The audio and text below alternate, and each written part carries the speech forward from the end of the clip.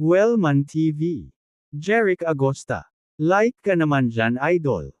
Kabanata 1141. Ako si Agrula, ang 7th Devil King ng Devil Realm. Anong mahalagang bagay ang nangangailangan sa iyo na gamitin ang Jade Sleep ng Devil Realm para makipag-ugnayan sa lahat ng 108 sa aming mga Devil Kings? Ang maharlika at matayog na boses ay nagmula sa ethereal figure na nakatayo sa itaas, pabalik na nakaharap kina Gideon at Vincent. Si Agula, ang ikapitong Diablo na hari. Siya ang tunay na utak sa likod ng Eulogian Job ni Gideon. Bagamat ang pag-activate ng Jade Sleep ng Devil Realm ay nagbigay daan kay Gideon na maabot ang lahat ng Devil Kings, si Agrula ang may pananagutan sa pagtugon. Agad na kinausap ni Gideon ang Jade Sleep ng Devil Realm, 7th Devil King, may apurahang bagay akong iuulat sa iyo at sa lahat ng iba pang Devil Kings. Magsalita ka Gideon, utos ng parang multo na imahe ni Agrula. Agad na ikinwento ni Gideon ang lahat kung paano kinuha ni Jeric ang Royal Dragon Egg mula kay Vincent, natalo ang Eulogian Chib, at nahuli pareho siya at ang kanyang anak. Hindi siya nag-iwan ng kahit isang detalye sa kanyang ulat sa 7th Devil King na si Agrula. Ano? Ibig mong sabihin ninakaw nitong Jeric ang Royal Dragon Egg? Dumating ang isang nagtatakang boses sa ibabaw ng Jade Sleep. Sumagot si Gideon, oo, ikapitong hari ng demonyo. Kung ang ating Devil Realm ay hindi magtatalaga ng mga nangungunang martialists nito sa lalong madaling panahon upang makuha ang Royal Dragon Egg, ang batang ito na si Jeric ay maaaring mag-alaga at mapisa ang itlog, na gawing kanyang alagang hayop ang Dragon Emperor. Kung gagamitin niya ang Panginoong Dragon laban sa atin, maaari itong maging isang sakuna para sa Devil Realm, paliwanag ni Gideon. Gideon, agad nating pag-usapan at hahanapan ng solusyon ang bagay na ito. Sa ngayon, manatili kayong dalawa sa Fenceville Dragon Sect, at hintayin ang ating pagliligtas, umalangaw ang makapangyarihang boses ng Ethereal 7th Devil King. Oo, ikapitong Diablang Hari, mabilis na tumugon si Gideon na nakayuko. Nang matapos magsalita si Gideon, ang parang multo na imahe ng 7th Devil King na si Agrula sa kawalan ay naglaho na parang usok. Ang liwanag mula sa Jade Sleep ng Devil Realm sa kamay ni Vincent ay kumupas din, ibinalik ang sleep sa orihinal nitong kristal malinaw.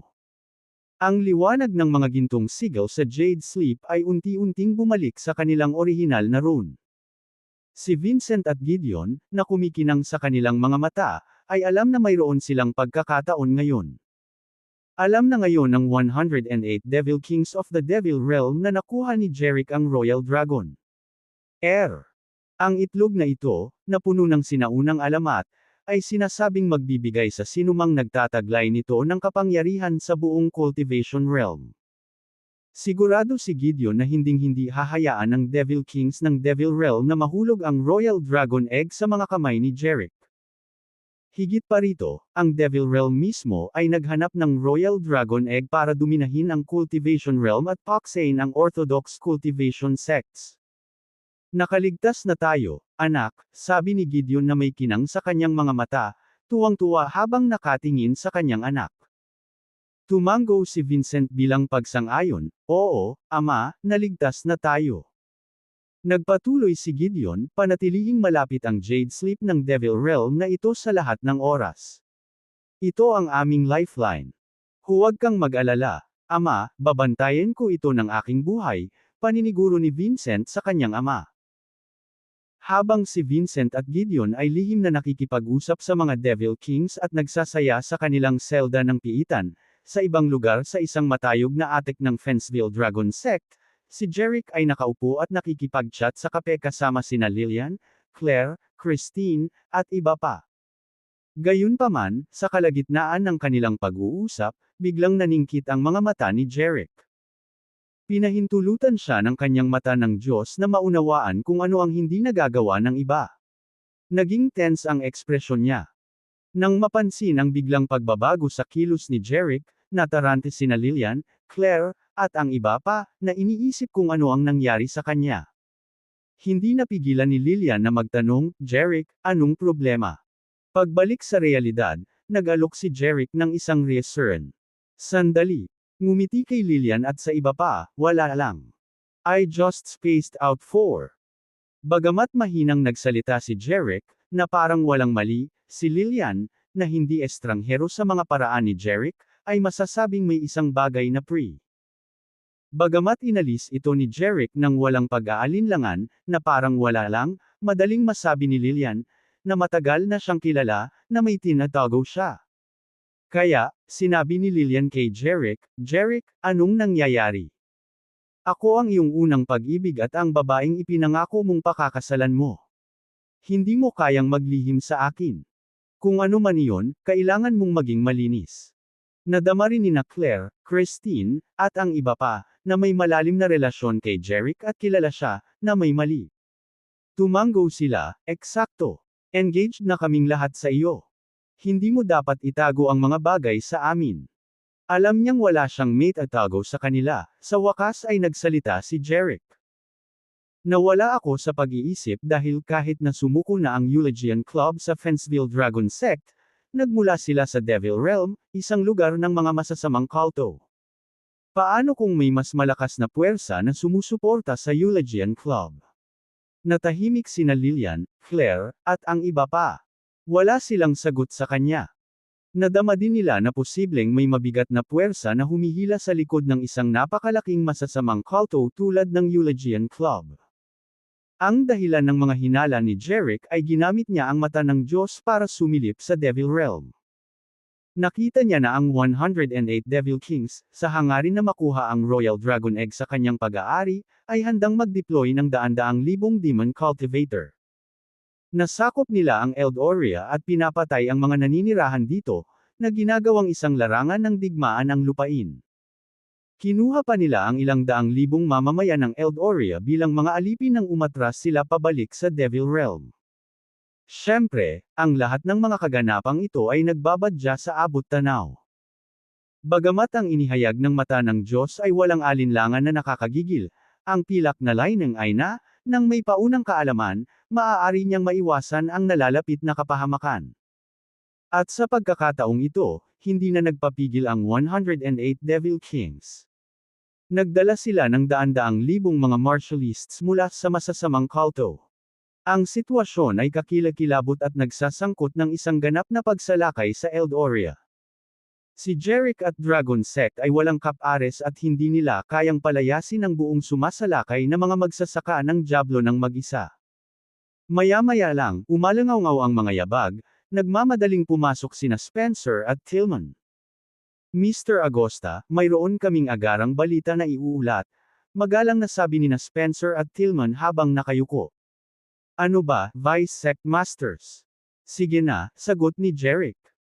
Ibinahagi ni na Spencer at Tillman ang kanilang mga natuklasan, Mr. Agosta, ang pagsuko ng Eulogian Club sa Fenceville Dragon Sect ay maaaring hindi tulad ng tila. Natuklasan namin na marami sa kanila ang hindi talaga gustong sumuko sa amin. Nahuli namin ang ilan sa kanila para sa interogasyon at tinanong kung bakit hindi sila nangako ng katapatan sa Dragon Sect, dahil bumagsak na ang Eulogian Club.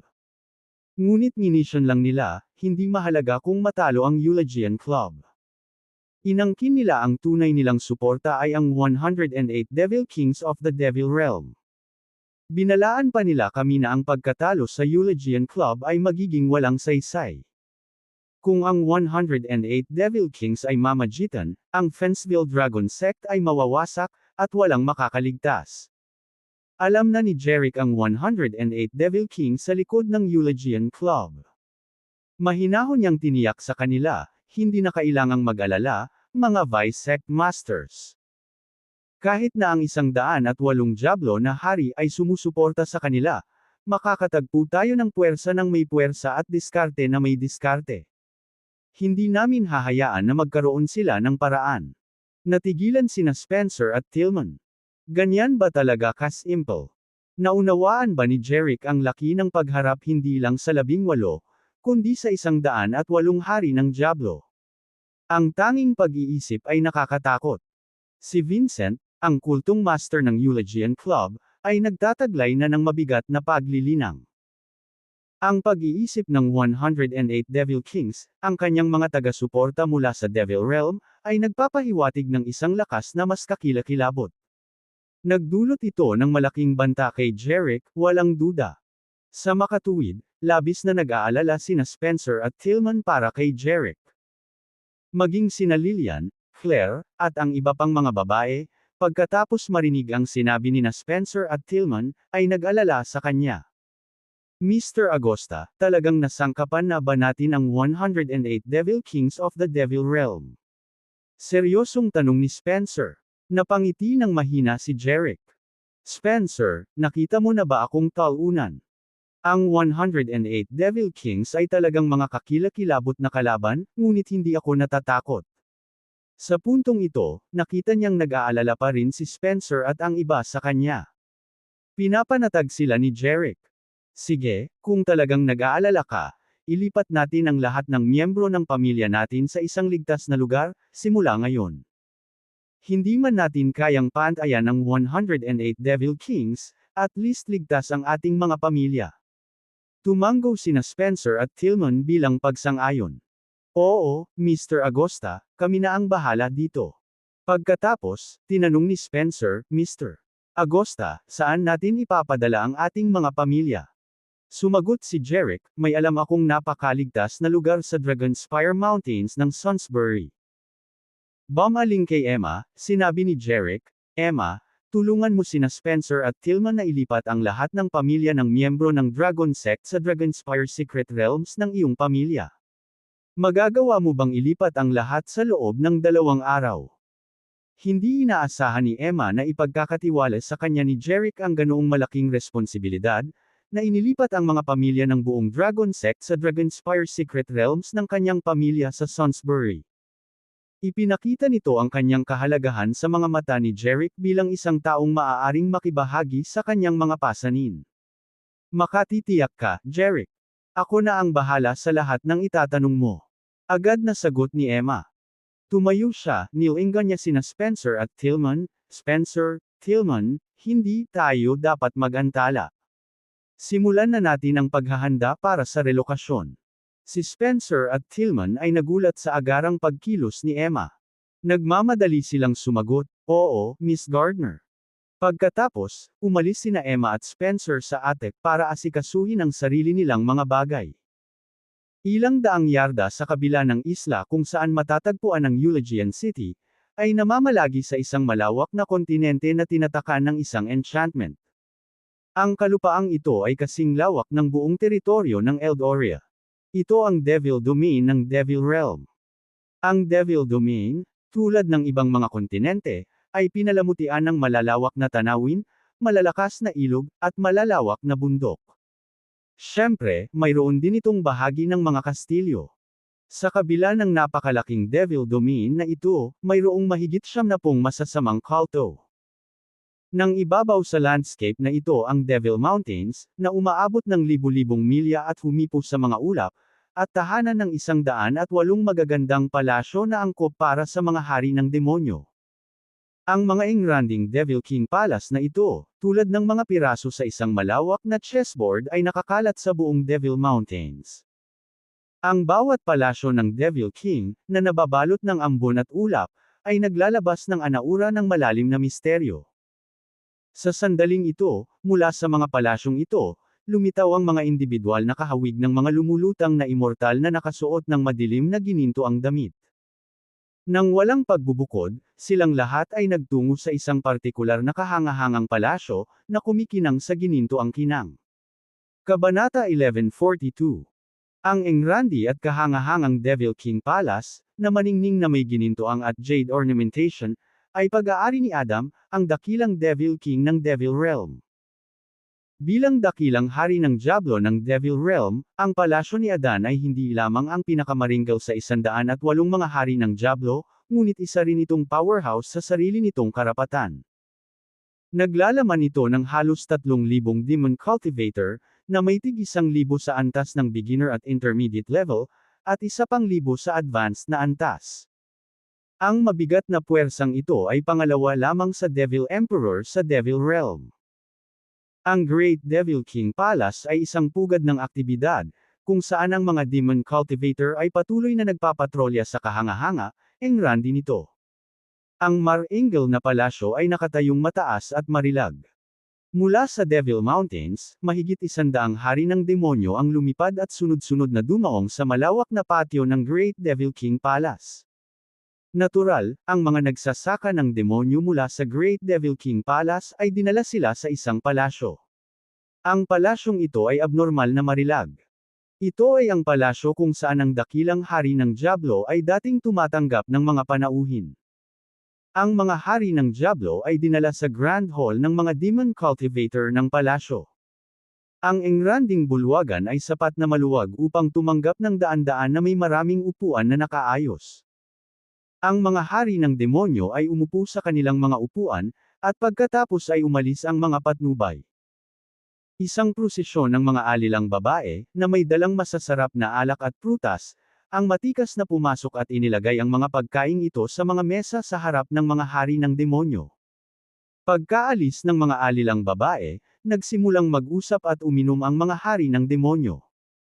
Gayunpaman, ang upuan ng karangalan sa ulo ng engranding bulwagan ay nanatiling kitang-kitang walang laman, malinaw na naghihintay sa iginagalang na nakatira na hindi pa dumarating. Samantala, ang mga hari ng demonyo ay nakikibahagi sa masiglang pag-uusap tungkol sa mga inumin. Ang isa sa mga hari ng Diablo, na mukhang nasa edad 60 taon na at may uban na ang buhok, ay bumaling sa isa pa na mukhang nasa 50 taong gulang at nagtanong, ang Seventh Devil King Agrula, kagabi, si Gideon, ang Kalto ng Eulogian Club, ay nagpadala sa iyo ng mensahe sa pamamagitan ng Jade Sleep ng Devil Realm. Nabanggit niya na isang lalaking nagngangalang Jerick mula sa Eldoria ang nakakuha ng Royal Dragon Egg. Totoo ba ito? Sa katunayan, ang hari ng Diablo sa kanyang 50 ay walang iba kundi ang ikapitong Diablo na si Haring Agrula, isa sa mga -108 na hari ng demonyo. Habang nagsasalita ang may buhok na Diablo na hari, lahat ng iba ay itinuon ang kanilang atensyon kay Agrula. Nang walang tinatagong anuman, kinumpirma ni Agrula, tama.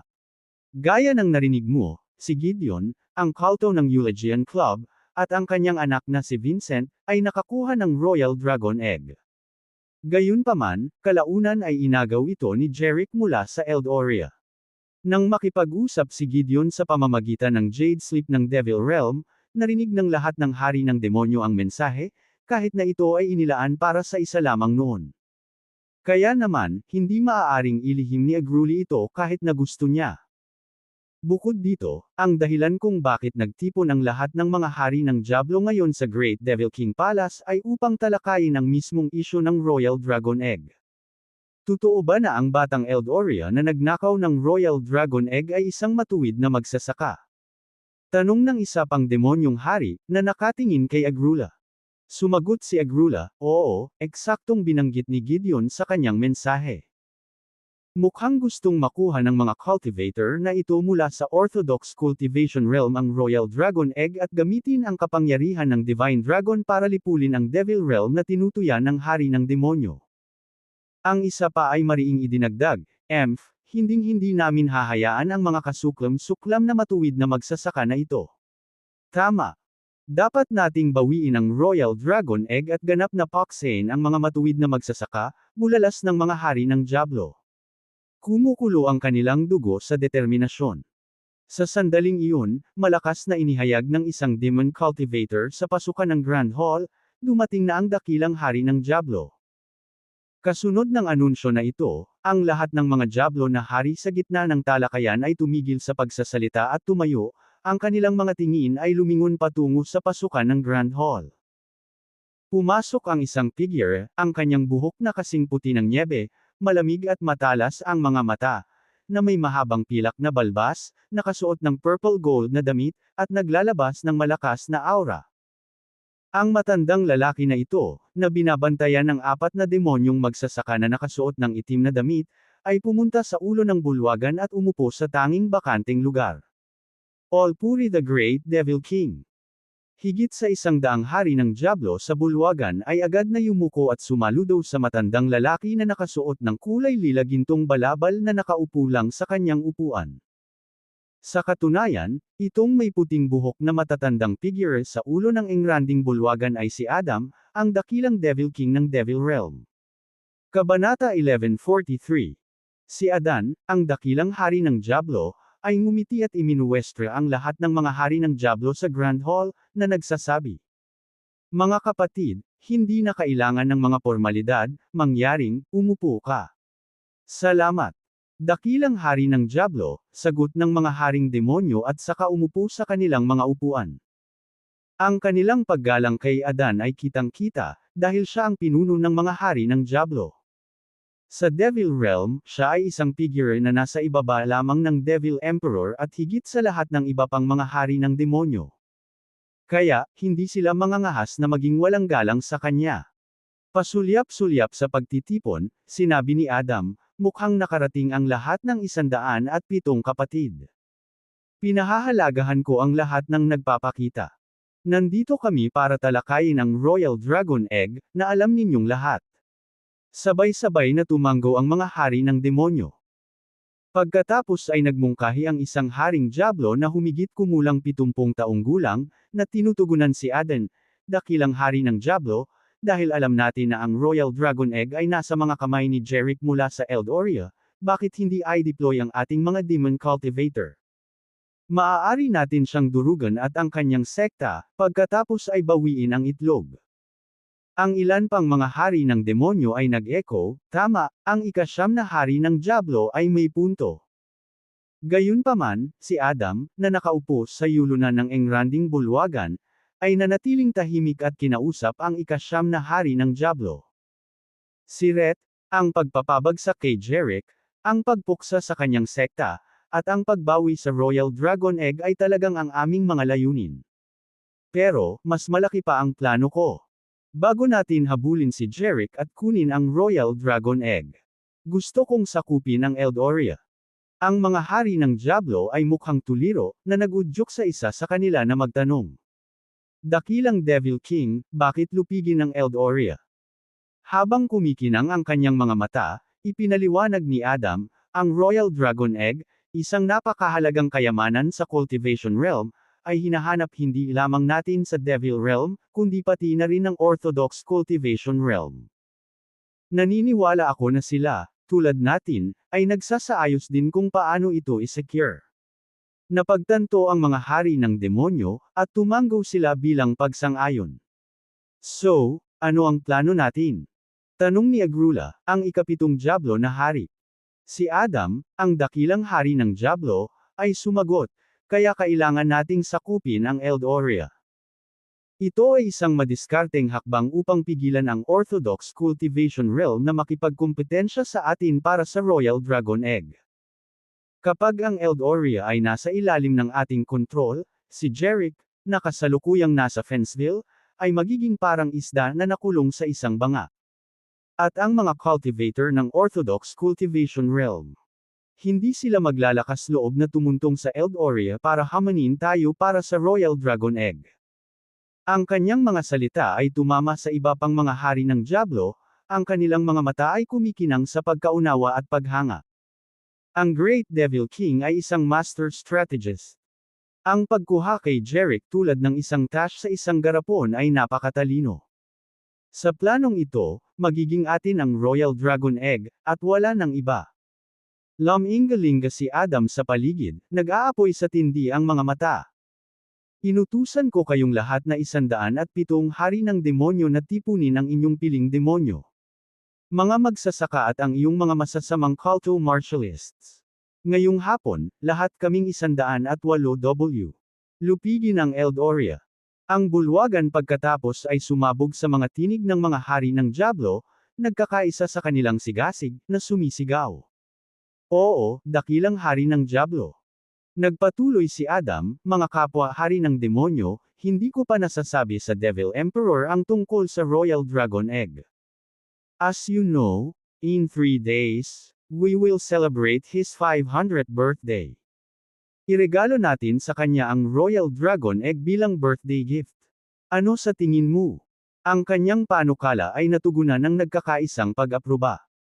Kaya naman, binalangkas ni Adan at ng mga Diablo na hari ang kanilang plano na sakupin ang Eldoria, sakupin ang Royal Dragon Egg, at iharap ito bilang pagkilala sa kaarawan sa Devil Emperor.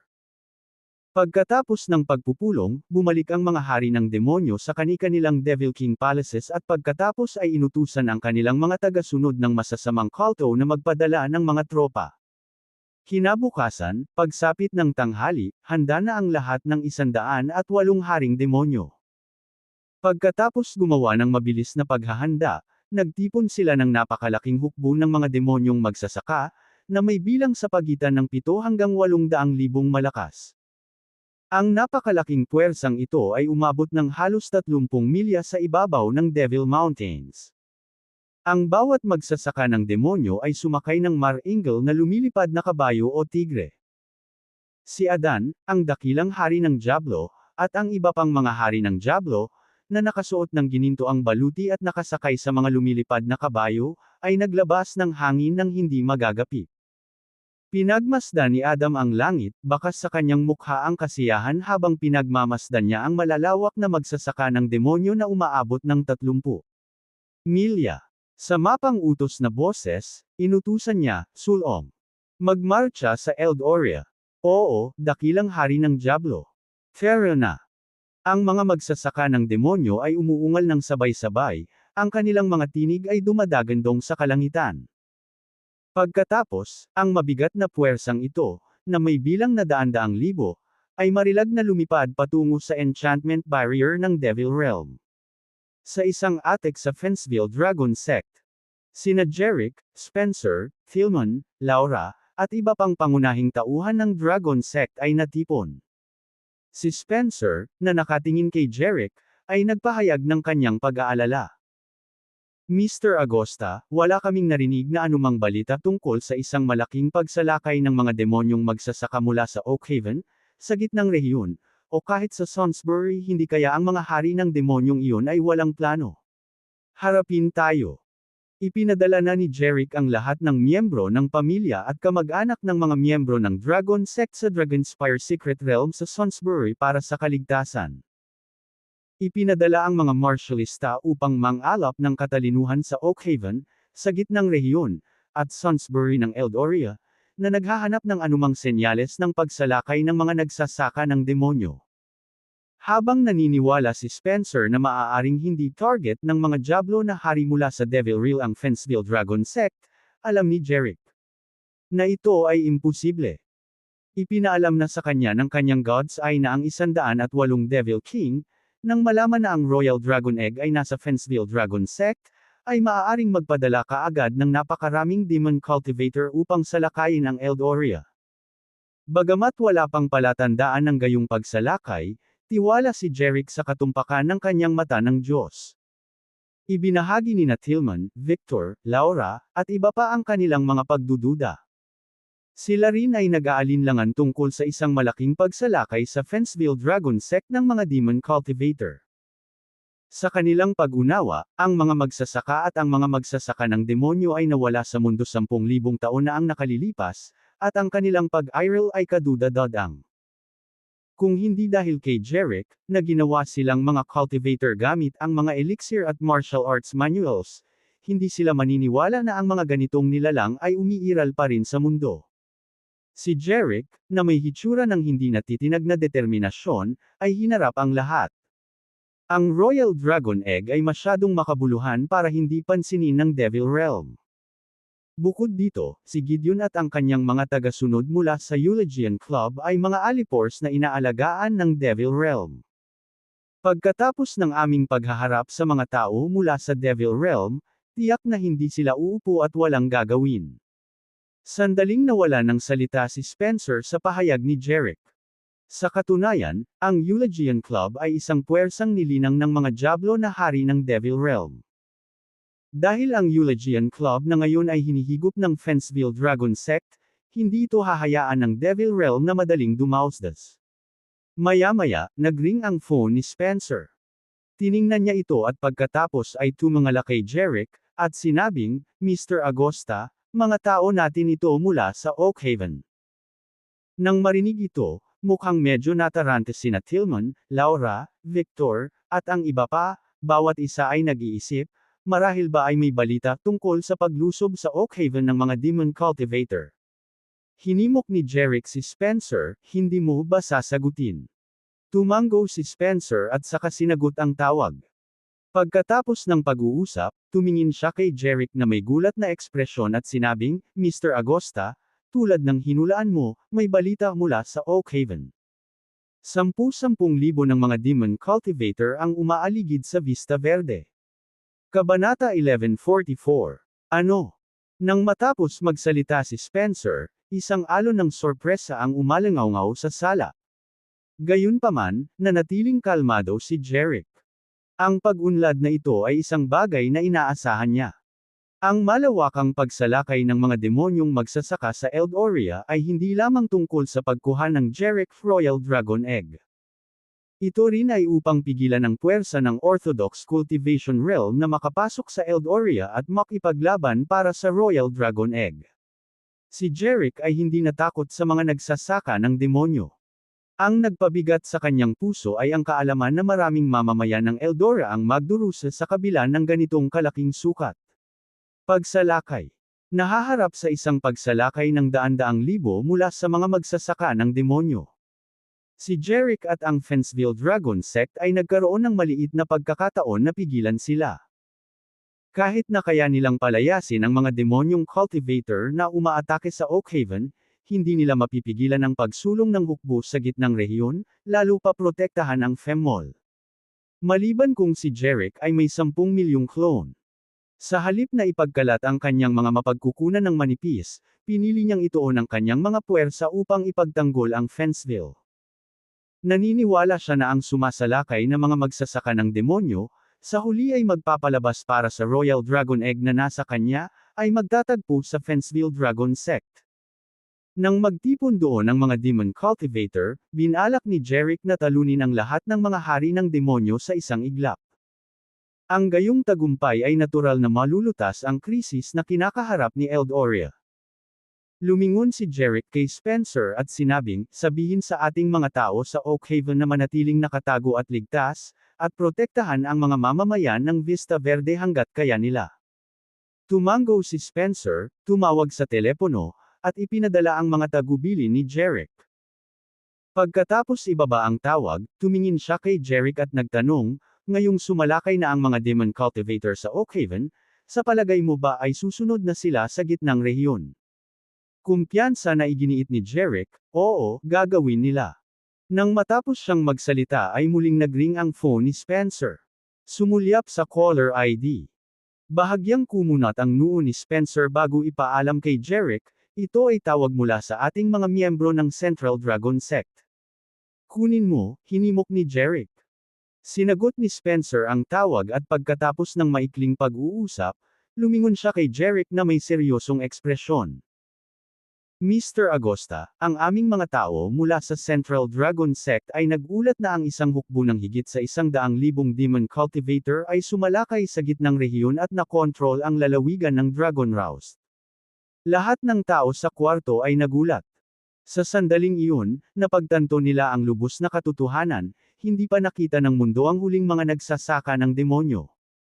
Sa katunayan, naglulunsad sila ngayon ng isang malaking pag-atake. Tinanong ni Jerick si Spencer, sinunod ba ng lahat ng ating mga tao sa Central Dragon Sect ang plano, na iniwan ang sekta at nagkalat sa iba't ibang lungsod? Tumango si Spencer, oo, Mr. Agosta. Lahat ay umalis sa sekta. Inaasahan ni Jerick na ang mga Demon Cultivator ang unang magta-target sa kanyang Central Dragon Sect sa pagsalakay sa gitnang rehiyon. Dahil hindi niya gustong makitang mamatay ang kanyang mga tao nang walang kabuluhan, inutusan niya silang magsama-sama sa mga lungsod, na nagtatago sa mga ordinaryong mamamayan. Sa ganitong paraan, hindi lamang nila mailigtas ang kanilang sariling buhay kundi mapangalagaan din ang mga tao. Sinabi ni Jerick sa lahat, nilusob na ng mga Demon Cultivator ang Eldoria. Hindi magtatagal, parehong mahuhulog sa kanilang mga kamay ang Oakhaven at Central Region. At tulad ng inaasahan, ang Fenceville ay haharap din sa isang napakalaking pag-atake. Tumingin sa lahat ng may seryosong pag-uugali, ipinahayag niya, kailangan nating maghanda para sa labanan. Sa sandaling lumitaw ang mga demon cultivator sa Fenceville, bawat isa sa atin sa Dragon Sect ay dapat na mabangis na lumaban, tinitiyak na ang mga mananalakay ay nagsisisi sa pagdating at maaari hindi na babalik. Bagaman ang ideya ng pagharap sa isang pagsalakay ng ilang daang libong demonyong nagsasaka ay nakakatakot para kay Spencer, Tillman. Si Victor at ang iba pa, ang masigla at walang takot na paninindigan ni Jerick ay nagpasiklab ng nagninangas na sigasig sa loob nila. Ang kanilang mga mata ay nag-aapoy sa isang lumalaban na espiritu habang sila ay sabay-sabay na umalangaw. Sasaktan natin ang mga demon cultivator ng marahas, tinitiyak na pagsisisihan nila ang kanilang pagsalakay. Mabilis na inutusan ni Jerick ang mga Vice Sect Masters na agad na maghanda para sa labanan sa Fenceville Dragon Sect at sa buong Fenceville. Matapos magpaalam kay Jerick, umalis ang bawat isa para maghanda. Hindi nagtagal, tanging sina Jerick, Lillian, Claire, Christine, at ilang iba pang kababaihan ang naiwan sa bulwagan. Si Lillian, na nag-aalalang nakatingin kay Jerick, ay nagtanong, Jerick, kasama ng daan-daang libong mga demonyong nagsasaka na sumalakay sa Eldoria, hindi ka ba nag-aalala kung ano ang maaaring mangyari sa iyo? Sina Claire, Christine, at ang iba pa ay inayos din ang nag-aalalang mga tingin kay Jerick. Si Jerick, na may kalmado at matatag na tingin sa kanyang mga mata, ay tiniyak sa kanila, Lillian, magiging maayos ako. Dapat kong talunin ang mga nagsasaka ng demonyo, kung hindi para sa lahat ng mga tao ng Eldoria, kung gayon para sa inyong lahat. Nang marinig ito, nadama ng matinding damdamin sina Lillian, Claire, Christine, at ang iba pa. Tumingin sila kay Jerick nang may determinadong mga mata at sinabing, Jerick, lalaban kami kasama mo, sa dugo at labanan. Kung nahaharap ka sa panganib, haharapin namin ito kasama mo. Malinaw na napagkasunduan nilang lahat ito noon pa man. Naisip ni Jerick sa kanyang sarili, na pinainit ng kanilang katapatan at katapangan. Sa kanila sa tabi ko, ano ang dapat kong katakutan, kahit sa mukha ng kamatayan. Hindi niya tinanggihan ang kanilang alok at tumanggo, sige, sasama ka sa akin sa labanan. Siyempre, walang intensyon si Jerick na hayaan silang magbuhos ng dugo o isakripisyo ang kanilang buhay para sa kanya. Siya ay lubos na nagtitiwala sa kanyang kakayahan na talunin ang mga magsasaka ng demonyo. Pagkatapos umalis sa attic ng Fenceville Dragon Sect, nagtungo si Jerick sa yungib sa likod ng bundok. Madaling pumasok sa kuweba na kanyang itinayo, nakarating siya sa silid kung saan nakalagay ang Royal Dragon Egg. Pagpasok niya, sinalubong siya ng isang napakagandang tanawin ng 7 kulay na liwanag ng bahaghari na nagmumula sa Royal Dragon Egg. Nalumutang sa kawalan sa itaas ng yungib. Nang mapansin ang pagdating ni Jerick, ang higanteng itlog ay umiling-iling sa hangin at nagsalita sa parang bata na boses, Jerick, nandito ka. Naiinip na ako. Nang marinig ang mga salita ng itlog, natigilan si Jerick, isang itlog ka lang, at naiinip ka rin.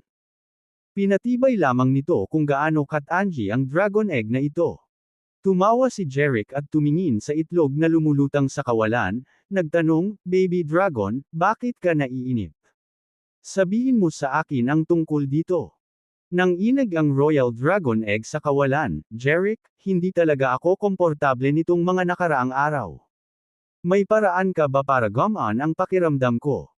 Naningkit ang mga mata ni Jerick habang nakatingin sa itlog, mabilis na naunawaan kung ano ang ibig sabihin ng pakiramdam na hindi komportable. Ibinunyag ng kanyang God's Eye na ang sanggol na dragon sa loob ng itlog ay ilang oras na lang bago mapisa. Ang nalalapit na pagpisa ay kung bakit ang dragon sa loob ng itlog ay hindi mapakali. Kaya, tiniyak ni Jerick ang itlog. Hayaan mong subukan kong gamitin ang aking anima para paginhawahin ka at tingnan kung maiibsan nito ang iyong discomfort. Ang itlog sa kawalan ay agad na tumugon sa isang masayang tono, oo, pakiusap, Jerick. Gamitin ang iyong anima upang tulungan akong gumaling. Tumanggo-tango, iniabot ni Jerick ang kanyang kamay at naglabas ng isang stream ng puting anima. Binalot ng anima na ito ang Royal Dragon Egg, na umiikot sa ibabaw nito. Ilang sandali pa, ang itlog, na nakabalot sa anima, ay nagpalabas ng komportableng tunog, napakasarap sa pakiramdam. Jeric, kahanga-hanga ka, bulalas ng itlog. Ngumiti si Hilmare, basta gumaan ang pakiramdam mo. Alam niya na ang paggamit ng kanyang anima upang pagalingin ang itlog ay mas magiging komportable ito. Ang kanyang anima, sa pagpasok sa itlog, ay nagpapagaan ng kakulangan sa ginhawa ng dragon sa loob, malapit ng mapisa. Pinapalakas din ng anima ang mga buto ng dragon, na nagpapabilis sa proseso ng pagpisa. Sa susunod na 2 oras, patuloy na ginamit ni Jeric ang kanyang anima para pagalingin ang Royal Dragon Egg sa yungib. Noon narinig ng kasinungalingan ang boses ni Spencer sa labas ng Ivern, Agosta, nakatanggap kami ng balita. Isang demonyong cultivator na kalahating milyon ang nagmamarcha patungo sa Fenceville. Kailangan namin kayong bumalik at manguna. Pinuprotektahan ng Matrix spell na itinakda ni Jeric, ang kuweba ay hindi tinatablan ng mga tagalabas. Kaya, hindi makapasok si Spencer at kinailangan niyang ihatid ang mensahe mula sa labas. Tumugon si Jeric mula sa loob ng kuweba, "Spencer, bumalik ka na, pupunta ako roon." Kinikilala ito. Si Spencer ay mabilis na umalis sa Fenceville Dragon Sect. Sa loob ng kuweba, binawi ni Jeric ang kanyang anima at kinausap ang Royal Dragon Egg na lumulutang sa kawalan, "Baby Dragon, kailangan nating tumigil dito sa araw na ito. I have some urge. Mga bagay na dapat asikasuhin." Ang Royal Dragon Egg, na tila nag-aatubili na humiwalay, ay nakiusap, "Jeric, hindi ka ba maaaring manatili? Kailangan ko pa rin ang iyong pagpapagaling." Sagot ni Jeric, "Pero may mga importanteng bagay talaga akong dapat hawakan." "Ano ang napakahalagang kailangan mong pumunta?" Nagtatakang tanong ng itlog. Ipinaliwanag ni Jeric, "Sa ngayon, 200,000 demon cultivator ang nagmamarcha patungo sa Fenceville. Dapat ko silang pigilan, o ang hindi mabilang na mga mamamayan ng Fenceville ay haharap sa isang sakuna." "Jeric, bakit ang napakalaking demon cultivator ay umaatake sa Fenceville?" Hindi pa rin maintindihan ng itlog. Bahagyang ngumiti si Jeric. "Well, medyo may kaugnayan ito sa iyo, baby dragon." "Ako." Parang lalong naguluhan ng itlog. Nagpatuloy si Jeric, "Nalaman ng mga demon cultivator na ito ang tungkol sa presensya mo rito. Buong puwersa silang umaatake dahil gusto ka ng Devil King na angkinin ka, ang Royal Dragon Egg, para kontrolin ka para tulungan silang duminahin ang mundo." Huminga ang itlog, "Humph, hindi ko hahayaang kontrolin ako ng mga kontrabida na iyon. Hindi ko sila tutulungang pamunuan ng mundo. Matatalo ko sila." Ngumiti si Jeric, "Tama, baby dragon. Dapat nating alisin ang mga kontrabida na ito, o ang mundo ay mahaharap sa malaking panganib." Pagkatapos, tumingin sa itlog, sinabi niya, "Manatili ka rito sa yungib at ipagpatuloy ang iyong pagpisa. Kapag nakipag-usap na ako sa kanila, babalik ako at makipaglaro sa iyo." Pagkasabi nito, tumalikod si Jeric at umalis sa yungib, patungo sa Fenceville Dragon Sect. At gamitin. Pagkatapos ng pag-alis ni Jeric, ang Royal Dragon Egg sa kawalan ng kuweba ay malumanay na umindayog, bumubulong sa sarili, "Hindi, kapag nakalabas ako, kailangan kong tulungan si Kuya na labanan ang mga kontrabida." Kabanata 1145. Bumalik si Jeric sa Fenceville Dragon Sect. Sa plaza, libu-libong Dragon Sect martialists ang nakaayos sa pormasayon. Alam nilang lahat na ang mga demon cultivator ay nagmamarcha patungo sa Fenceville. Naghihintay doon sina Spencer, Tillman, Victor at lahat ng pangunahing martialists ng Dragon Sect. Nang dumating si Jeric, determinado ang kanyang tingin. Utos niya. Lahat ng martialists ng Dragon Sect, umalis kaagad at protektahan ang Fenceville. Spencer, si Tillman, at ang iba pang mga pangunahing martialists ng Dragon Sect ay sabay-sabay na tumugon, "Oo, Mr. Agosta." Ang libu-libong Dragon Sect martialists sa plaza ay sumagot din sa koro, "Oo, Mr. Agosta." Ang kanilang mga tinig na magkasama ay parang isang dumadagandong na alon na umaalingaw-ngaw sa kalangitan at lupa. Itinuro ni Jeric ang kalangitan sa itaas ng Fenceville at nag-utos, "Umalis ka." Sa kanyang utos, si Spencer, Tillman, at ang iba pa, na nangunguna sa libu-libong mga martialists ng Dragon Sect, ay umakyat patungo sa kalangitan sa itaas ng Fenceville. Ang malaking bilang ng mga martialists ay lumipad mula sa plaza ng Dragon Sect, na lumikha ng isang kahanga-hangang eksena habang binura ang araw. Sila, sa ilalim ng pamumuno nina Spencer, Tillman, Victor at iba pang mga pangunahing martialists, sila ay naghiwalay at lumipad sa iba't ibang posisyon sa kalangitan sa itaas ng Fenceville, na epektibong lumikha ng isang nagtatanggol na kuta sa himpapawid. Sa kabila ng pagbuo nitong aerial fortress, ang libu-libong Dragon Sect martialists ay nakadama pa rin ng matinding pressure na nakaharap sa paparating na mga Demon Cultivator, na may bilang na daan-daang libo. Sa katulad na paraan, ang mga mamamayan ng Fenceville, na nakasaksi sa libu-libong mga martialists ng Dragon Sect na nagmamanyobra sa kalangitan at bumubuo ng mga depensibong pormasayon, ay napagtanto na may mangyayaring makabuluhang bagay. Matingkad nilang naalala ang kamakailang pag-atake ng masamang hukbo sa Fenceville at nakaramdam sila ng panginginig ng takot. Hindi sila sigurado kung ang malawakang pagpapakilos na ito ng mga martialists ng Dragon Sect ay hudyat ng isa pang nalalapit na pag-atake ng masasamang hukbo. Habang ang mga mamamayan ng Fenceville ay nilamon ng pagkabalisa at haka-haka, humigit kumulang 100 Dragon Sect martialists ang lumipad sa itaas. Habang sila ay pumailan lang sa kalangitan, sumigaw sila sa mga tao sa ibaba, "Atensyon, mga mamamayan ng Fenceville, daan-daang libong mga demonyong magsasaka ang malapit ng sumalakay sa Fenceville. Lahat, mangyaring humanap kaagad ng ligtas na lugar na mapagtatagwan upang maiwasan ang sakuna." Ang daan-daang mga martialists ng Dragon Sect na ito ay lumipad ng mababa sa lungsod, na patuloy na inaalerto ang mga mamamayan ng Fenceville. Noon lang naunawaan ng mga tao kung bakit napakaraming martialists ng Dragon Sect sa langit, nalalapit na ang mga Demon Cultivator, nagbabanta sa kanilang lungsod. Ang takot ay kumalat sa Fenceville habang ang mga tao ay nagmamadaling maghanap ng mga ligtas na lugar na mapagtatagwan. Wala pang kalahating oras, ang mataong mga kalye, na minsang napuno ng kaguluhan ng buhay, ay naging nakakatakot na tahimik, na parang isang ghost town na walang kaluluwang nakikita. Ang lahat ay naghanap ng kanlungan, nagtago saan man nila magagawa. Ang lungsod ay nahulog sa isang nakakatakot na katahimikan, na para bang ito ay naging isang desyerto na bayan. Katulad nito, ang langit sa itaas ay naging tahimik. Ang mga martialists ng Dragon Sect, na naiset up ang kanilang defensive formation, ay ganap na tahimik, kahit isang ubo ay hindi narinig. Bawat isa sa kanila ay nakatutok sa laser, ang mga mata ay nakatutok sa abot-tanaw, naghihintay sa pagdating ng mga magsasaka ng demonyo. Lumipas ang oras ng unti-unti. Pagkatapos ng isang hindi tiyak na panahon, biglang, isang dumadagandong, nanginginig na dagandong sa lupa ang gamulong mula sa malayong kalangitan. Hindi nagtagal, nakita ng lahat ng mga martialists ng Dragon Sect ang isang madilim, mapang-epong masa sa abot-tanaw, mga hugis ng mga tao, mga ibon, at mga hayop na parang tidal wave, na umaalon patungo sa Fenceville mula sa itaas.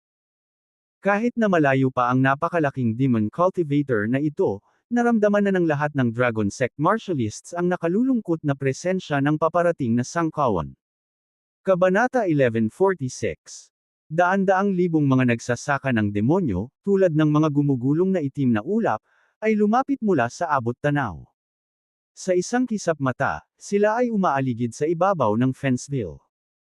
Ang dakilang Diablo na si Haring Adan, kasama ang mahigit 100 hari ng Diablo, bawat isa ay nakasakay sa napakalaking lumilipad na kabayo, ay gumawa ng isang magandang hitsura.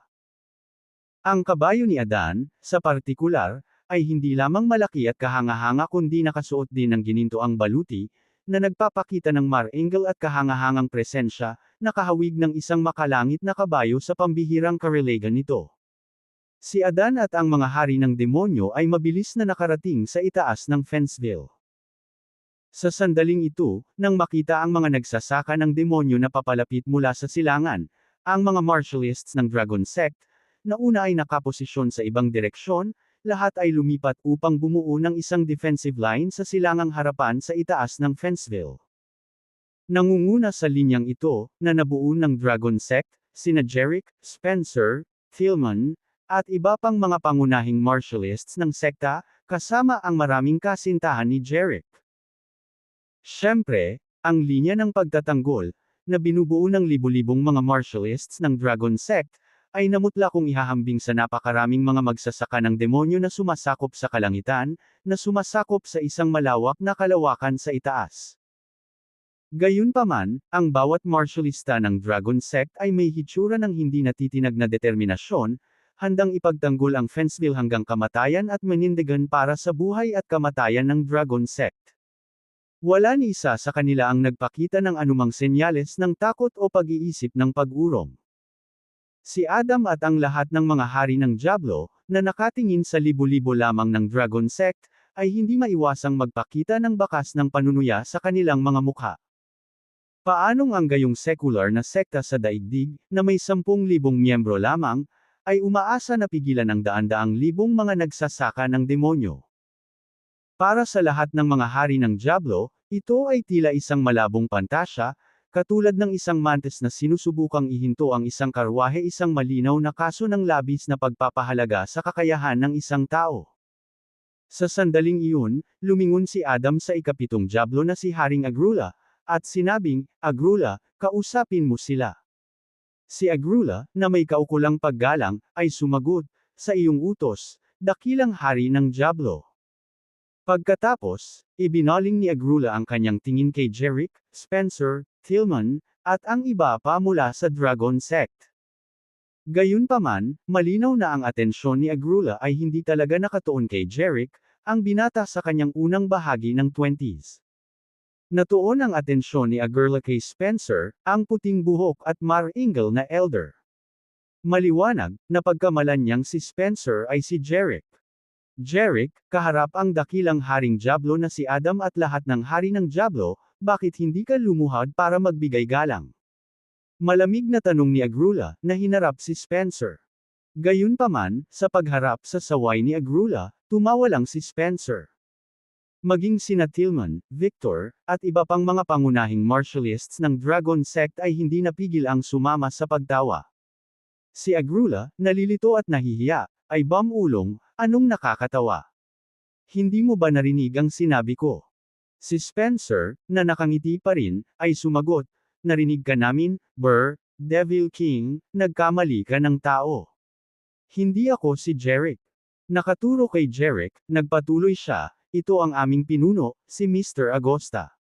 Menor de edad lang akong miyembro ng Dragon Sect." Hindi lang si Agrula ang nagulat. Maging si Adan at ang iba pang mga Diablo na hari ay nagulat. Hindi sila makapaniwala na si Jerick, ang binata sa kanyang early 20s na sumisipsip sa Eulogian Club, ay ang master ng Dragon Sect. Ang kanilang kakulangan sa kaalaman tungkol sa kabataan ni Jerick ay dahil si Gideon, sa kanyang mga mensahe na ipinadala sa pamamagitan ng Jade Sleep ng Devil Realm, ay tinanggal na banggitin ang murang edad ni Jerick. Ang paghahayag na ito ay isang tunay na sorpresa sa kanila. Matapos mabawi ang kanyang katinoan, matalim na tiningnan ni Agrula si Jerick at sinabing, "Hindi ko inaasahan na ikaw ay Jerick, napakabata ngunit napakahusay. Kahanga-hanga talaga. Ngunit nakakalungkot, ang isang talentong tulad mo na sumasalungat sa Devil Realm. Ngayon ang iyong pagbagsak." Jerick, hindi nabigla, tumugon sa isang kalmadong tingin, "Salamat sa papuri." Pagkatapos, tinutugunan si Agrula at lahat ng iba pang hari ng Diablo, idinagdag niya, "Habang may oras pa, maaari kang umatras pabalik sa iyong Diablo Realm ngayon.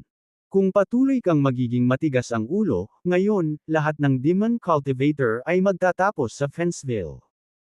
Nang gawin ni Jerick ang deklarasyon na ito, si Agrula, ang dakilang haring Diablo na si Adan, at ang iba pang mga hari ng Diablo ay natigilan. Hindi sila makapaniwala na ito ang mga salitang itinuturo ni Jerick sa kanila. Nang makabawi sa kanilang pagkagulat, lahat sila ay humagalpak sa tawa. "Hahaha. Saan nanggaling ang lokong ito? Siya na siguro ang pinakamayabang at ignorante na taong nakilala ko." Maliwanag, lahat sila ay kinuha ang mga salita ni Jerick bilang isang biro lamang. Maging ang mga miyembro ng Dragon Sect, kasama sina Spencer, Tillman, at iba pang mga pangunahing martialists, ay namangha nang marinig ang pag-aangkin ni Jerick na ilibing ang mga nagsasaka ng demonyo sa Fenceville. Ang pagkakaiba sa lakas ay napakalaki. Ang mga demon cultivator ay umabot sa daan-daang libo, habang ang Dragon Sect ay mayroon lamang halos 10,000 miyembro. Sa tahasang pananalita, ang Dragon Sect, kasama ang 10,000 martialists nito, ay halos hindi sapat upang punan ang mga puwang sa pagitan ng mga ngipin ng mga nagsasaka ng demonyo. Kabanata 1147. Gayunpaman, alam ni na Spencer, Tillman, Victor, at ng iba pa na si Jerick ay hindi isang walang laman na pangako. Ang kanyang mga salita ay palaging may bigat, at makikita nila ang hindi natitinag na determinasyon sa kanyang mga mata. Ito ang nagpapaniwala sa kanila, sa kaibuturan, na si Jerick ay tunay na may kakayahan na lipulin ang lahat ng mga nagsasaka ng demonyo. Isang bagong tuklas na pakiramdam ng kumpiyansa at lakas ng loob ang sumiklab sa loob nila. Si Agrula, na may pagkislap ng galit sa kanyang mga mata, ay tumingin kay Jerick at nagbabala, "Binata, ipinapayo ko sa iyo na huwag magyabang sa aming harapan. Ang pagmamayabang dito ay maaaring magdulot ng iyong buhay. Ngayon, ibigay mo si Gideon at ang kanyang anak, siya ay nasa ilalim ng aking pamumuno. Sa pamamagitan ng pag-absorb sa Eulogian Club, sinasalungat mo ako at ang Devil Realm." Nakangiting sagot ni Jerick, "Paumanhin, ngunit hindi ko sila maibibigay sa iyo." Si Gideon ngayon ay isang mababang manggagawa sa Fenceville Dragon Sect, na namamahala sa kalinisan at iba't ibang gawain. Kung tungkol sa kanyang anak, siya ay isang bilanggo sa aming mga selda. Nang marinig na si Gideon at ang kanyang anak ay naging janitor at isang bilanggo, naikuyom ni Agrula ang kanyang mga kamao ng walang malay. "Mayroon ka bang Royal Dragon Egg?" Matalim at matalim ang titig ni Agrula, na para bang sinusubukang makita mismo si Jerick. Pero prangka si Jerick, "Oo, kasama ko ang Royal Dragon Egg." Ang tono ni Jerick at ang kanyang walang pakialam na tingin ay nakita ni Agrula na bahagya. Para kay Agrula, ang kilos ni Jerick ay tila nagsasabing, "Oo, mayroon akong Royal Dragon Egg. Ano ang gagawin mo tungkol dito?" Kaya, sa medyo iritadong paraan, sinabi ni Agrula kay Jerick, "Dahil nasa iyo ang Royal Dragon Egg, pagkatapos ay ibigay ito kaagad. Kung hindi, ang tanging landas mo ay kamatayan." Si Jerick, hindi kumikibo, ay sumagot, "Kung gusto mo ang Royal Dragon Egg, kailangan mong talunin ako. Kung hindi mo man lang ako matalo, hindi mo ito deserve." Ang kanyang dismissive attitude ay lubos na nagpagalit kay Agrula. Pagkatapos ay bumaling si Agrula sa dakilang hari ng Diablo, si Adan, at nakiusap, "Dakilang hari ng Diablo, hayaan mo akong patayin ang batang ito." Ang dakilang hari ng Diablo, na may malungkot na tingin, ay tumango, "Agrula, pumunta at harapin siya. Ngunit tandaan, huwag mo siyang patayin. Gusto ko, buhay siya." Ang pagpupumilit ng dakilang hari ng Diablo na makuhang buhay si Jerick ay nagmula sa kanyang takot na ang kamatayan ni Jerick ay nangangahulugan ng Diyos ng Royal Dragon Egg. Pagkatapos ng lahat, ang kanyang pangunguna sa mga demonyong magsasaka ay para lamang sa premyong iyon. "Oo, dakilang hari ng Diablo," tugon ni Agrula. Pagkatapos ay sumakay siya sa kanyang napakagandang kabayong lumilipad at lumabas mula sa hanay ng mga hari ng demonyo.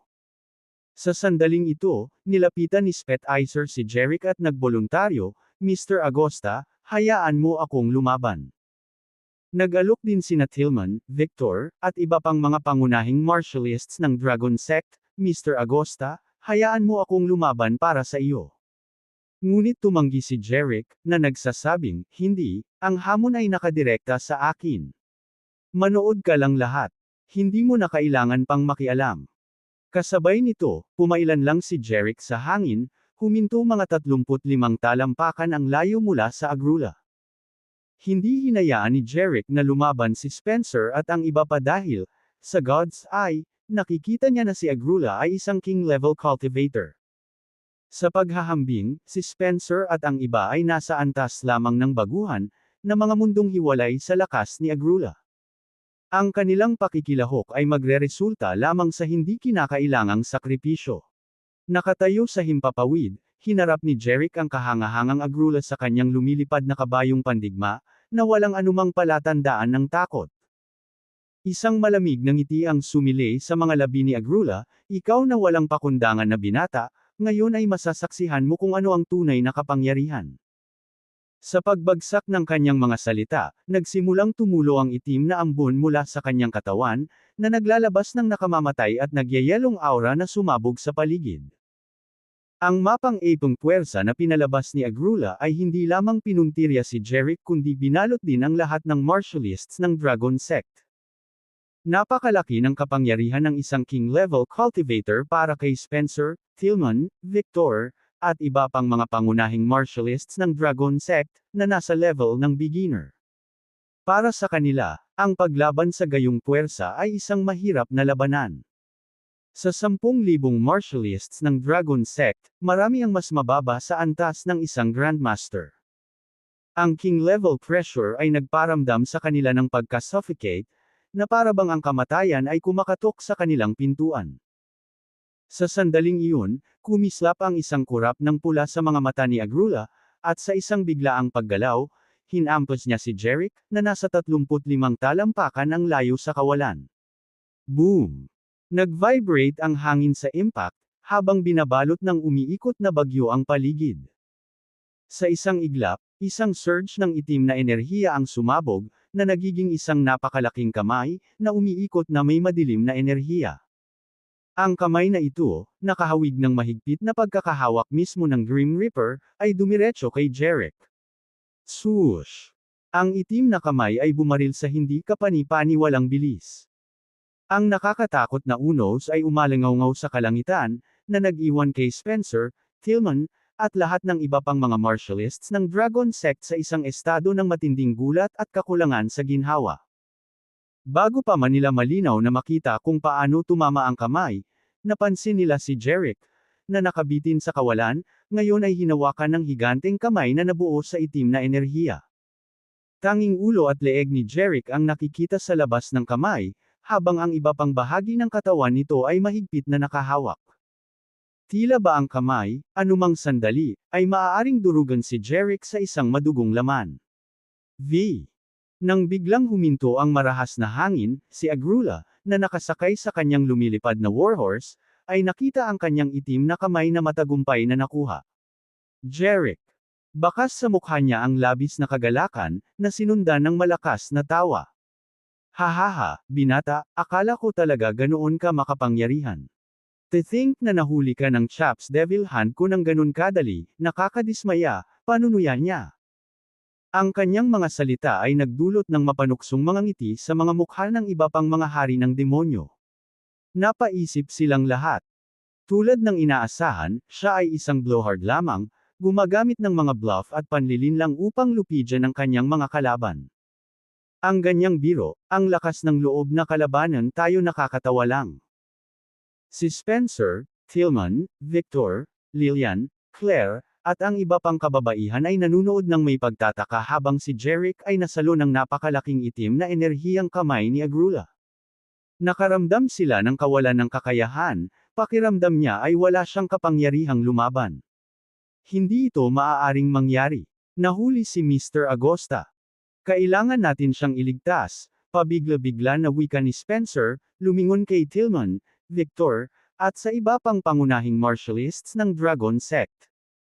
Sumang-ayon silang lahat, tama, iligtas natin si Mr. Agosta ngayon. Nang malapit na nilang ipagsapalaran ang lahat para iligtas si Jerick, siya, na nakulong ng itim na enerhiyang kamay, ay malamig na sumigaw, walang gumagalaw. Ang sinumang maglakas loob na kumilos ay hindi nakabilang sa atin. Hindi ko kailangan ng tulong mo. Hindi ako nakulong. Dahil sa mga salita ni Jerick, nag-alinlangan sina Spencer, Tillman, at ang iba pa na gumawa ng anumang hakbang. Sandali lang, narinig lang ba nila na sinabi ni Jerick na hindi niya kailangan ng tulong nila, na hindi talaga siya nahuli ng kamay ni Agrula na itim na enerhiya. Mahirap para kay Spencer at ng iba pa na ipagkasundo ito sa kanilang nakita si Jerick, mula sa kanyang leeg pababa, ay mahigpit na hinawakan ng itim na enerhiyang kamay. Parang imposible sa kanila na hindi siya nakulong. Si Agrula, na may malamig na ngiti, ay tumawa, hahaha. Anong katapangan? Malinaw na nahuli ng aking Chaos Devil Hand, at sinasabing hindi pa rin ako nakulong. Ni hindi ko alam kung ano ang sasabihin ko dyan. Kabanata 1148. Bahagyang nawala ang mapanuksong tono ni Agrula nang biglang, yumanig sa kalangitan ang isang dumadagandong na boom, at isang hindi kapani-paniwalang puwersa ang sumabog. Si Agrula, na nakasakay sa kanyang Celestial Warhorse, ay pinalipad ng biglaan at kahangahangang kapangyarihan na ito, tulad ng isang dahon na nahuli sa mabangis na hangin. Pagkatapos lamang maitaboy ng 12-dosenang talampakan, nagawang patatagin ni Agrula ang kanyang sarili sa pamamagitan ng pag-channel ng kanyang core energy, mukhang lubos na naguguluhan at walang kaalam-alam sa mga nangyari. At hindi lang si Agrula, ang mga hari ng demonyo, ang mga nagsasaka ng demonyo, at lahat ng martialists ng Dragon Sect ay pare-parehong natulala, na walang ideya kung ano ang sanhi nito. Sa gitna ng kalituhan sa kalangitan, isang tao lang ang malinaw na nakakita sa nangyari, si Adan, ang dakilang hari ng Diablo, na nakasakay sa isang kabayong pandigma na nakasuot ng dilaw na baluti ng digmaan. Nasaksihan niya si Jeric, na hinawakan ng Chaos Devil Hand ni Agrula, na biglang nagpakawala ng hindi kapani-paniwalang kapangyarihan na nakabasag sa kamay na nakahawak sa kanya. Ilang sandali pa bago napagtanto ni Agrula ang nangyari. Nanlaki ang kanyang mga mata sa gulat habang nakatitig kay Jeric, na ngayon ay nakatayong walang pinsala at maharlika sa kawalan. Nanlaki ang mga mata ni Agrula. Ang kanyang Chaos Devil Hand ay nabali ni Jeric. Paano ito mangyayari? Naisip ni Agrula, nagulat na ang kanyang Chaos Devil Hand ay isa sa kanyang pinakamalakas na pag-atake, isang patunay ng kanyang lakas bilang isang king-level cultivator. Paano magkakaroon si Jeric ng gayong kamangha-manghang kapangyarihan? Hindi niya maiwasang magtaka kung may king-level cultivation si Jeric. Paglilinang sa antas ng hari. Sa Devil Realm, sapat na iyon para maging kwalipikado ang isa bilang hari ng Diablo. Hindi niya inaasahan na may isang makapangyarihang tao sa sekular na mundo. Malalim na napailing si Agrula, nakararanas ng antas ng pagkabigla na hindi pa niya naramdaman noon. Ang ibang mga Diablo na hari, nang makabawi sila mula sa kanilang unang pagtataka, ay parehong namangha. Si Adam, ang dakilang hari ng Diablo, kahit na nagpapanatili ng kalmadong harapan, ay lihim ding nagulat. Tila minamaliit nilang lahat si Jeric. Ang katotohanang nabali ni Jeric ang Chaos Devil Hand ni Agrula ay sapat na patunay ng kanyang lakas na nagpapahiwatig na hindi bababa sa natamo niya ang husay ng isang king-level cultivator. Biglang pumalakpak si Adan at sinabing, "Magaling, magaling, magaling." Ibinaling sa kanya ng ibang mga hari ng demonyo ang kanilang mga tingin, nagtataka kung bakit siya pumapalakpak. Tungkol sa nag-alala rin si Jeric noong una siyang hinawakan ng Chaos Devil Hand ni Agrula, sa takot na baka hindi niya magawa. Lumaya. Ngunit nang palihim niyang i-channel ang kanyang anima, nalaman niyang ang puwersa ng Chaos Devil Hand ni Agrula, na nakahawak sa kanya, ay hindi tunay na banta sa kanyang buhay. Nangangahulugan ito na ang kapangyarihan ni Jeric ay higit na nalampasan ni Agrula.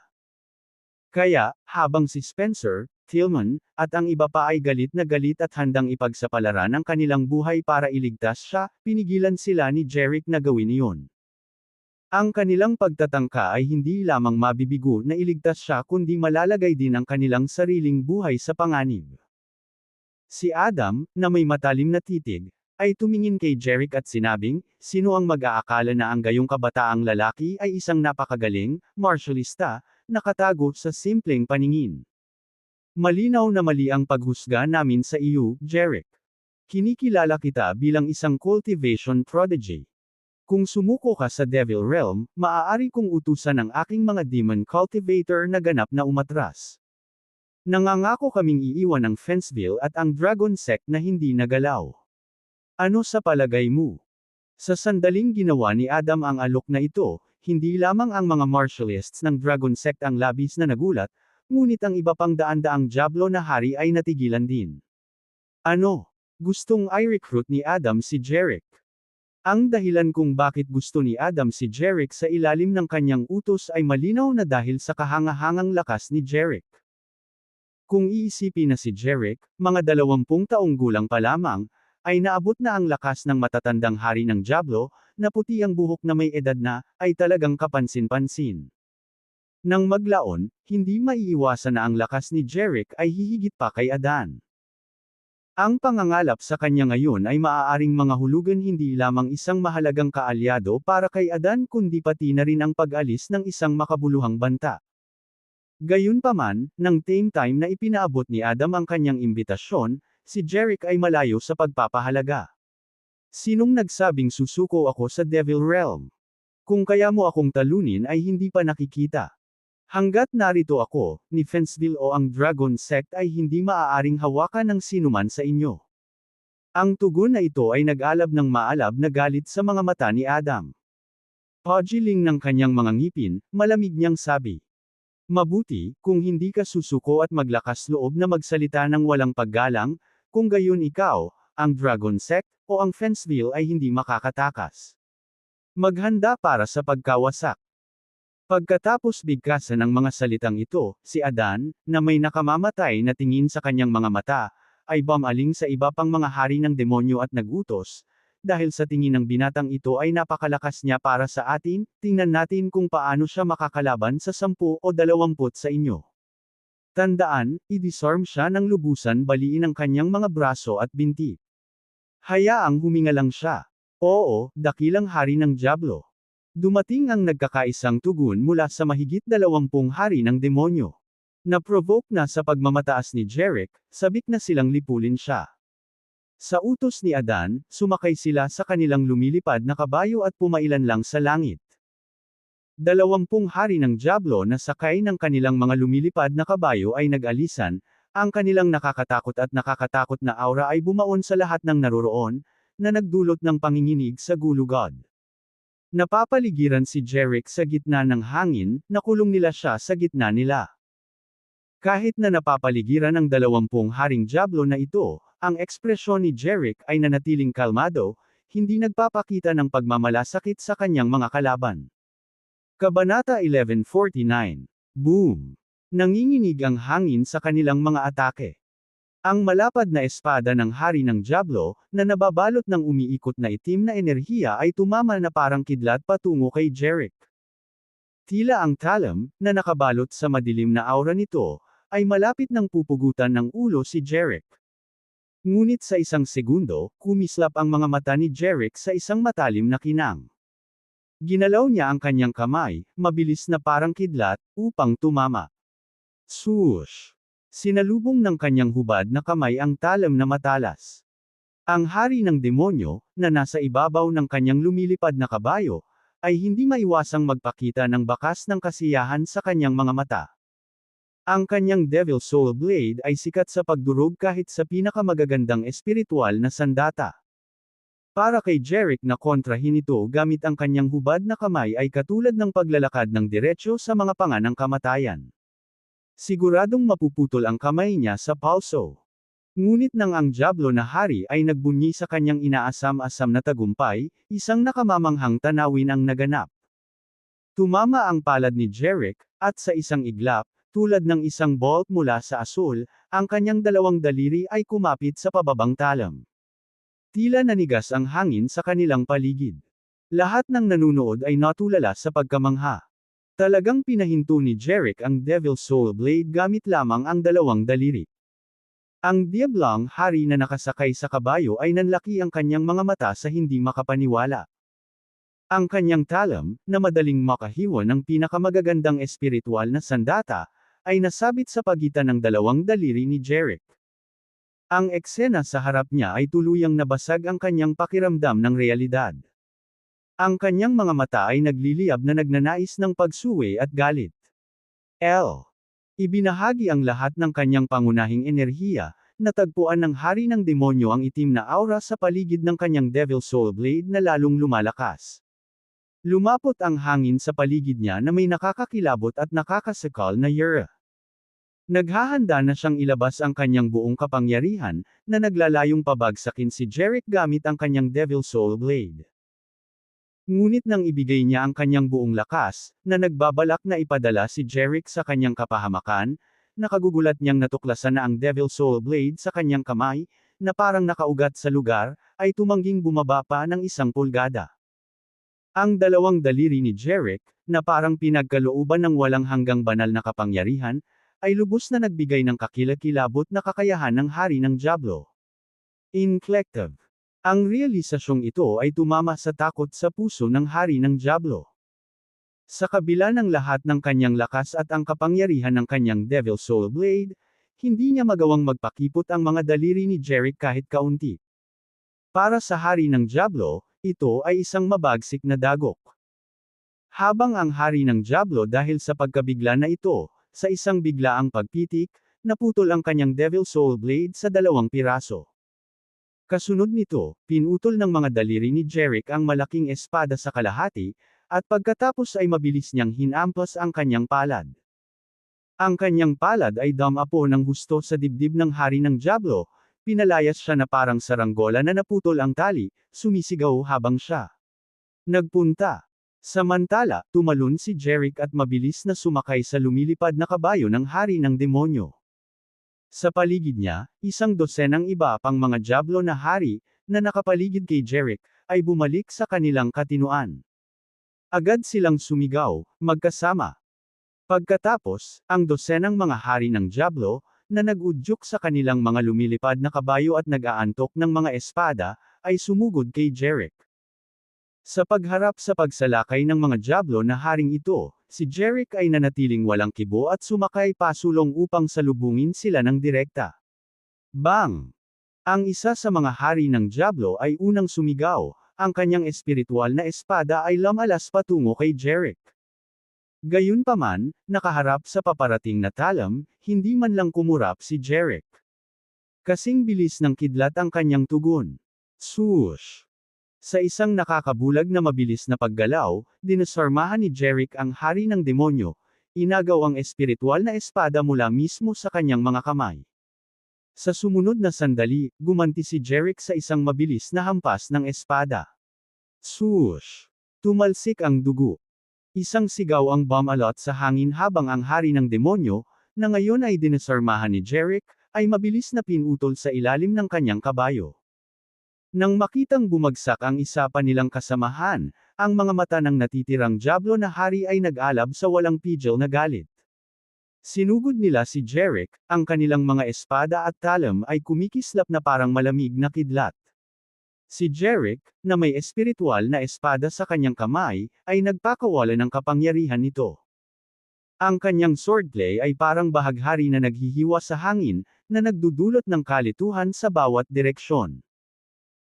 Ang lakas ng espada ay pumukaw ng unos, at sa gitna ng maelstrom na ito, ang mga martialists mula sa Dragon Sect at mga Demon Cultivator, ay makikita lamang si Jerick at ang humigit kumulang 12 mga hari ng demonyo na nakasalikop sa isang matinding labanan sa ibabaw ng kanilang mga lumilipad na kabayo.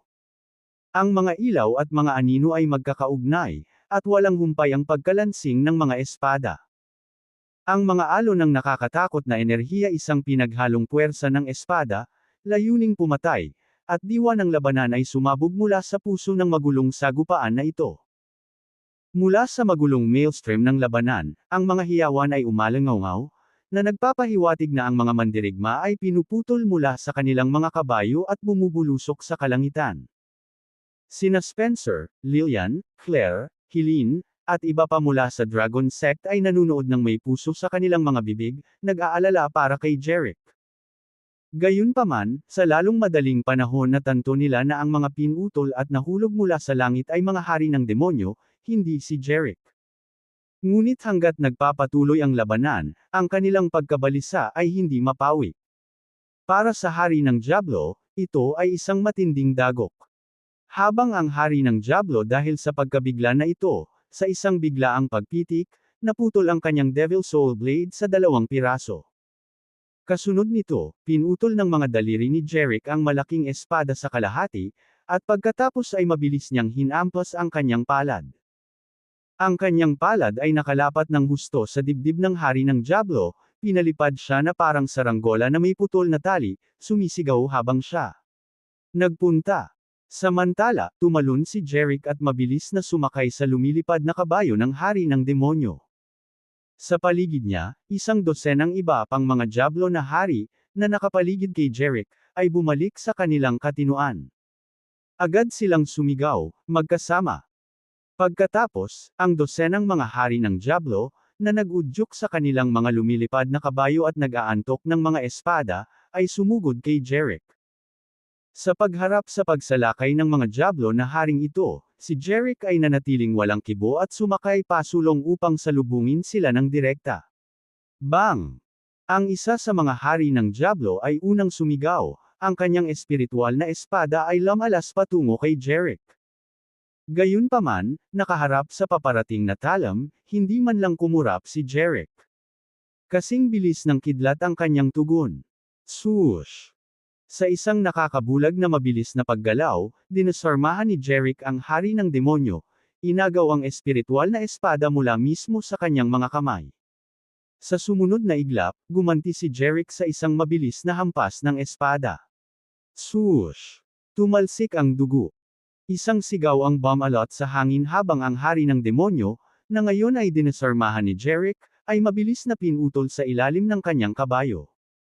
Nang makitang bumagsak ang isa pa nilang kasamahan, ang mga mata ng natitirang Diablo na hari ay nag-alab sa walang pigil na galit. Sinugod nila si Jeric, ang kanilang mga espada at talam ay kumikislap na parang malamig na kidlat.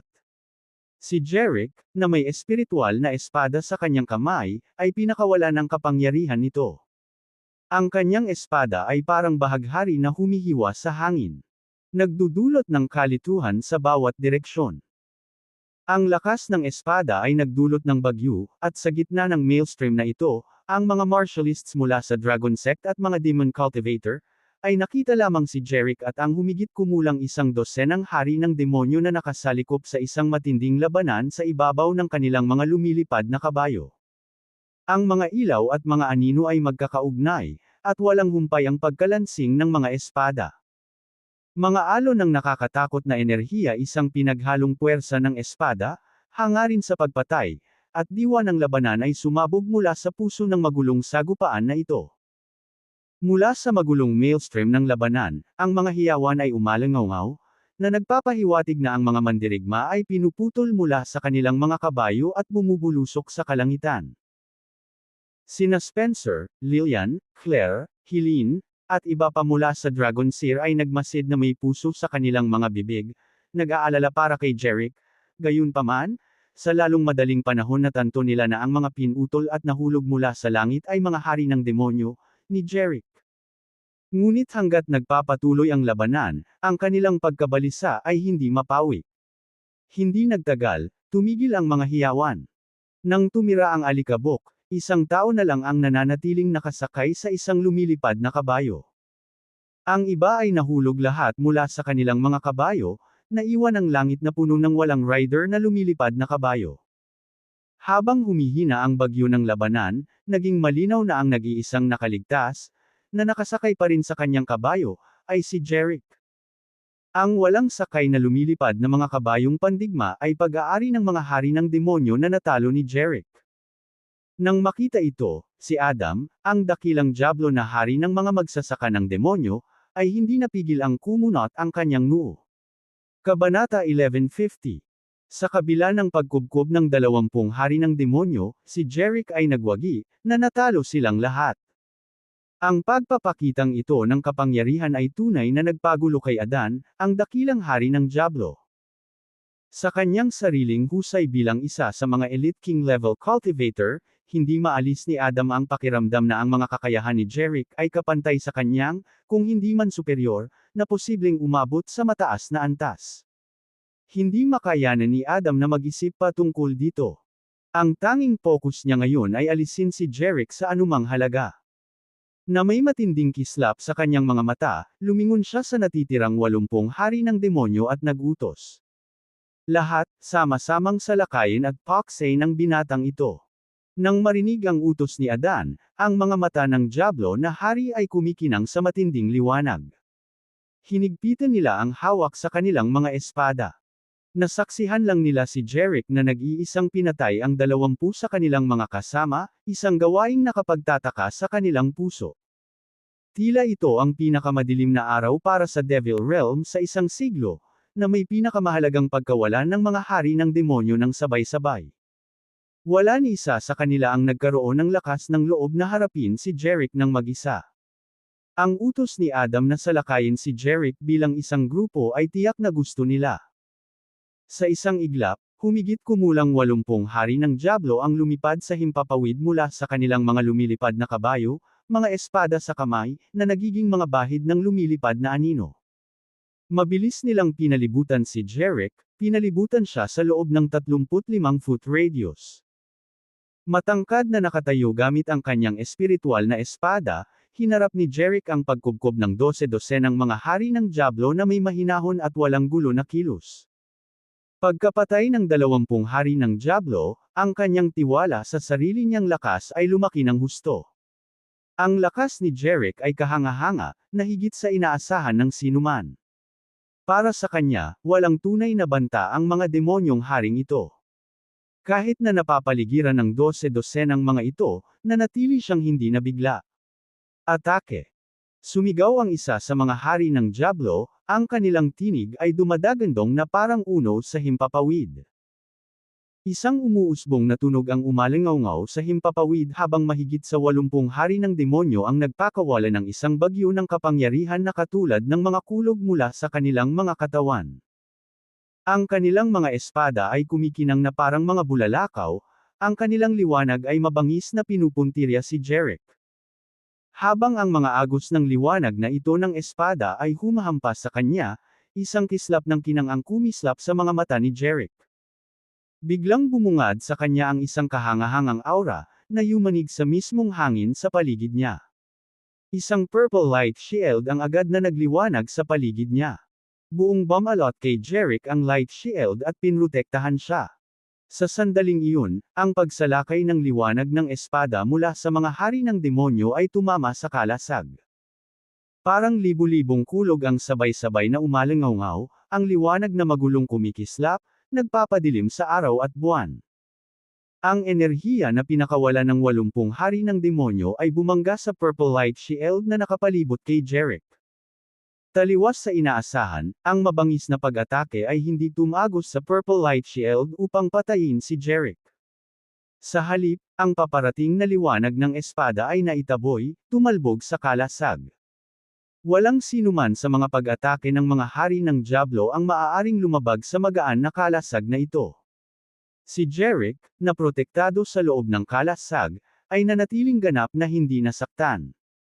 Ang umaataking mga hari ng Diablo, kasama ang dakilang diablang haring si Adam, na nanunood ng labanan, ay lubos na naluluha. Ang solong pagkatalo ni Jerick sa 20 hari ng Diablo ay sapat na nakakagulat, ngunit ngayon, sa isang kislap lamang ng kanyang katawan at sa paglitaw ng magaan na kalasag na ito, nakaya niya ang pinagsamang pag-atake ng 12-dosenang mga hari ng demonyo. Nagdulot ito ng lamig sa gulugod ni Adam. Maging siya, na ginagamit ang lahat ng kanyang kapangyarihan, ay nag-alinlangan na makayanan niya ang pagsalakay ng napakaraming Diablo na hari ng walang kahirap-hirap gaya ni Jerick.